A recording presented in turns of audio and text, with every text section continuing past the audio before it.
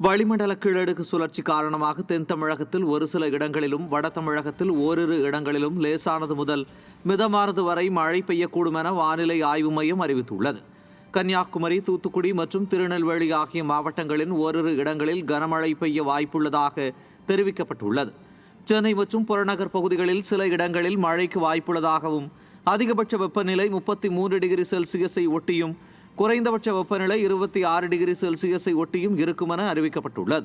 புதன்கிழமை வரை தென் தமிழக குமரிக்கடல் பகுதிகளில் இடையிடையே மணிக்கு 55 கிலோமீட்டர் வேகத்தில் சூறாவளி காற்று வீசும் என்பதால் மீனவர்கள் இந்த பகுதிக்கு செல்ல வேண்டாம் என அறிவுறுத்தப்பட்டுள்ளது. சென்னை அண்ணா நகர் போக்சோ வழக்கில் 10 வயது சிறுமியின் ஆடியோவை காவல்துறையினரே வெளியிட்டது குற்றவாளியை காப்பாற்றும் முயற்சி என சென்னை உயர்நீதிமன்றம் கடும் கண்டனம் தெரிவித்துள்ளது. வழக்கை விசாரித்த சென்னை உயர்நீதிமன்ற அமர்வு, விசாரணை அதிகாரி வழக்கை திசை திருப்ப ஆடியோவை கசிய செய்ததாகவும், இது குற்றவாளியை காப்பாற்றும் முயற்சி எனவும் தெரிவித்தது. மேலும் இது போக்சோ சட்டத்தின் கீழ் குற்றமாகும் என்றும் நீதிபதிகள் தெரிவித்தனர். அத்துடன் ஆடியோ அறிக்கையை பெற்ற அனைவரும் இந்த வழக்கில் பொறுப்பேற்க வேண்டும் எனவும், இந்த வழக்கு ஏற்கனவே சிபிஐக்கு மாற்றப்பட்டு விசாரணை தொடர சிறப்பு குழு அமைக்கப்பட்டதையும் நீதிபதிகள் அப்போது சுட்டிக்காட்டினர்.